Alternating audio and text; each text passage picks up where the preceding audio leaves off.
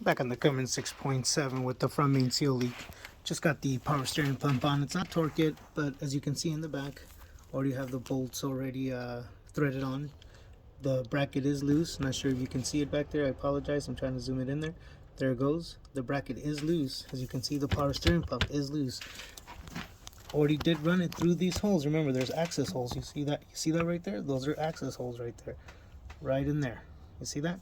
And that bolt you just saw is this bolt right here. They're 13 millimeters. You get them in through the pulley. Once you got them in, just reach from behind, hold the bracket up with a socket right here in the front. Just put a socket on the bolt. With the socket on the bolt and the other hand back there holding onto the bracket, you can get this threaded onto that bracket, and then you'll be able to tighten it up.